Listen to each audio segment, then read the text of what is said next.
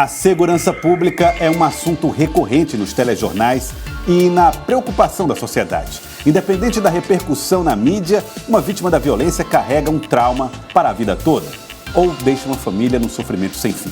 Nós selecionamos apenas alguns dos inúmeros casos que aconteceram durante todo o ano de 2020 no Piauí. Eles representam um pouco do terror a que todos estamos expostos. Latrocínios, homicídios, assaltos a banco. O mais surpreendente é que os bandidos não se intimidam diante das forças de segurança nem das câmeras que flagram muitos atos criminosos. O trânsito fez muitas vítimas em 2020. Em uma manobra indevida, o condutor perdeu o controle da moto e bateu em um caminhão, provocando 3 mortes. Valdene Cardoso tinha 31 anos, as crianças Alessandro, de 7, e a Ilha, de 1 ano e 10 meses, eram filhas dela. Estou espedaçada por dentro. Me tiraram tudo, era que eu tinha, acabou. Na rodovia federal que dá acesso à cidade de Caxias, um motorista bêbado invadiu a pista contrária e atingiu a moto. Lucas Soares, soldado do Corpo de Bombeiros do Piauí, morreu no impacto. A esposa dele, Rainara Mesquita, morreu 6 horas depois.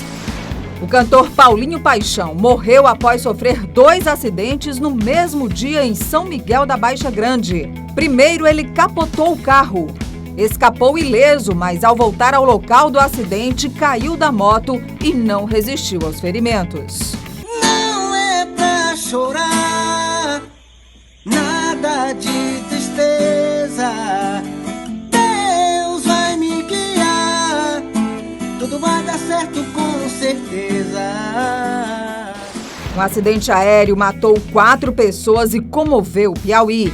Estavam no avião o piloto Paulo César Magalhães Costa, o médico Carlos Vitor Souza Rodrigues e a enfermeira Samara Félix, que tinham ido a Sobral para o translado do paciente, o também médico Pedro Menezes. Ele contraiu Covid e precisava fazer o tratamento em Teresina.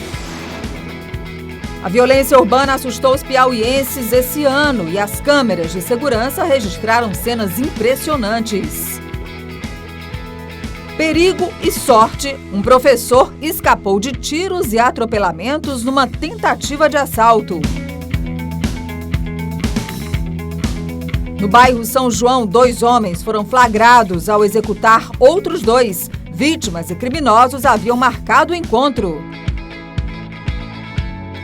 Pânico entre clientes e funcionários de um supermercado. O susto foi maior que o prejuízo. Na intenção de roubar joias, os bandidos atacaram um quiosque de bijuterias. Em algumas situações, os policiais foram vítimas nos confrontos.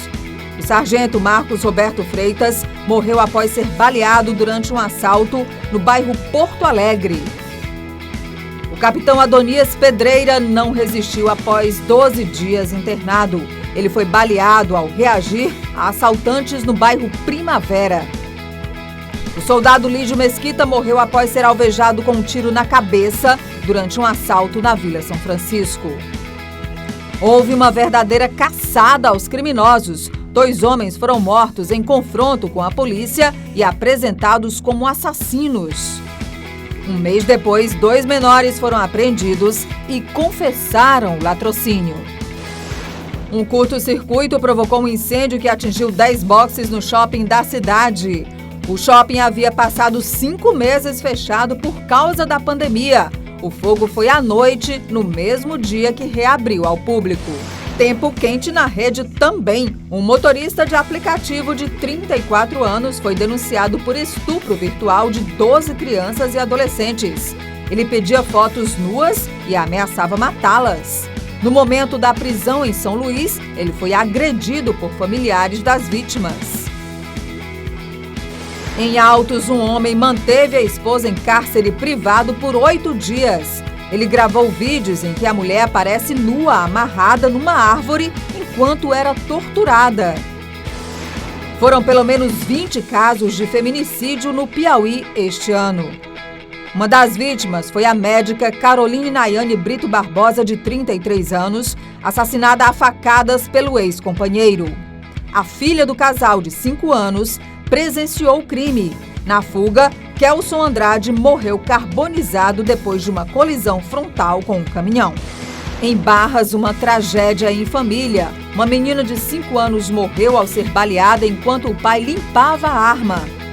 Em Demerval Lobão, um homem arremessou um objeto contra a companheira e acabou matando o filho de 5 anos.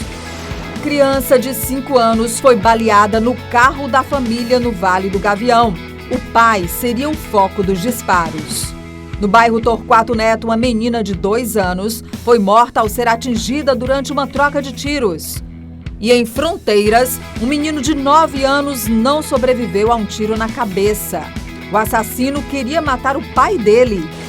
Um piauiense, a esposa e um filho de 16 anos foram encontrados mortos no porta-malas do carro da família em São Paulo. A filha mais velha do casal e a namorada dela foram presas sob suspeita de terem participação nos homicídios. A ganância também provocou outro crime envolvendo familiares. Um homem e o filho adolescente foram descobertos pela Polícia Rodoviária Federal transportando drogas no fundo falso de um ônibus na cidade de Floriano. Também em Floriano, cloridrato de cocaína avaliado em R$1,5 milhão foi achado no painel deste carro. Em São João da Varjota havia mais de R$1,5 milhão em drogas nessa caminhonete. Em diversas operações, a Polícia Rodoviária Federal apreendeu grande quantidade de drogas. Só a cocaína e a maconha juntas somam meia tonelada. 2.600 metros cúbicos de madeira extraída ou comercializada ilegalmente também não seguiram viagem. Nem R$483 mil em dinheiro sob suspeita de origem ilícita ou produto de crime. Esse montante é quase o dobro do valor apreendido no ano passado. A Delegacia Especializada em Prevenção e Repressão a Entorpecentes também fez muitas operações. Nos primeiros 11 meses do ano, tirou de circulação 309 suspeitos de tráfico. Fechou laboratórios usados para o refino da droga. Apreendeu 69 armas de fogo, 106 quilos de cocaína e 292 quilos de maconha. Só a cocaína apreendida na capital equivale a aproximadamente R$7,5 milhões. A apreensão da maconha, mesmo com um mês a menos na estatística, foi 57% maior que em todo o ano passado. E os policiais reorganizaram as ações para dar apoio a outras delegacias desfalcadas pela ausência dos agentes com Covid. Na DEPRE, 95% dos servidores contraíram o novo coronavírus. Operações policiais integradas uniram esforços na investigação de crimes contra a vida e contra o patrimônio público e resultaram em prisões. Na Operação Codinome, 21 foram presos. A Secretaria de Segurança admitiu que as facções criminosas Bonde dos 40 e Primeiro Comando da Capital agiam no estado. Um dos bandidos mais procurados do Pará foi preso em Teresina. Ele é suspeito de participar da facção criminosa Comando Vermelho do Rio e afirmou ter perdido as contas de quantos homicídios cometeu. Em Cocal dos Alves foram presos suspeitos de participar de milícias no Rio de Janeiro. A Operação Os Intocáveis foi deflagrada pelo Ministério Público e as polícias civil e militar do Rio de Janeiro. A polícia prendeu uma quadrilha acusada de realizar roubos a carros fortes. Foi apreendido um fuzil capaz de derrubar um avião. A Operação Reagente investigou fraudes de licitação para a compra de testes da Covid com mandados de busca e apreensão em Teresina, Picos, Bom Jesus e Uruçuí. A Polícia Federal apreendeu quase R$400 mil em um carro a serviço da Prefeitura de União. O dinheiro seria o pagamento de propina por contratos ilícitos na educação. Empresários, um vereador e servidores públicos do município foram presos em União, Teresina e em Fortaleza. A operação foi batizada de Delivery pela forma como o dinheiro seria entregue. E a Delivery rendeu a Operação Acesso Negado. que prendeu o apresentador Tony Trindade, acusado do monitoramento ilegal de informações e de ter orientado o depoimento de testemunhas para prejudicar as investigações. O jornalista Arimateia Azevedo foi preso por operação da Greco, acusado da prática de extorsão. Ele teria exigido o pagamento de R$20 mil para não publicar reportagens sobre um médico. O ano revelou ações discretas e também roubos que os criminosos não fazem questão de esconder. Nos 11 primeiros meses, foram 14 ataques a agências bancárias no Piauí. Em Teresina, susto na madrugada. Vizinhos filmaram a ação do grupo que estourou caixas eletrônicos em um posto de autoatendimento no bairro Jockey. O roubo a banco rendeu pânico a uma família. A esposa e os filhos do gerente de uma agência ficaram em poder dos sequestradores nesse cativeiro, enquanto ele sacava a quantia exigida pelos bandidos. E em Miguel Alves, 10 moradores foram usados como reféns para a explosão da agência do Banco do Brasil. A modalidade de aterrorizar a população é conhecida como novo cangaço. Na fuga também incendiaram carros, houve troca de tiros com a polícia.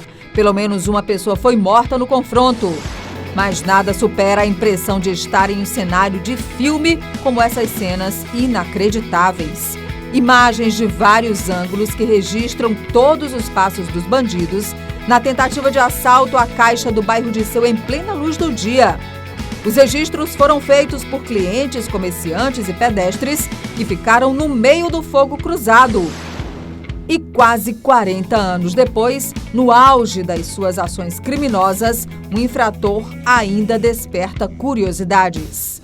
Em setembro, José Viriato Correia Lima trocou a penitenciária mista de Parnaíba pela Major César Oliveira em Altos. Agora, ele pode passar o dia fora para trabalhar ou estudar e se prepara para cursar direito. O ex-coronel da Polícia Militar tem 68 anos e cumpre pena 21 por chefiar o crime organizado no Piauí na década de 1980. Ele foi condenado a 129 anos de prisão. 2020 também deixou imagens curiosas, como o ato de vandalismo da pichação na sede do Executivo. E a comemoração que deu errado. Uma jovem foi atingida por fogos de artifício durante um show de uma banda de forró.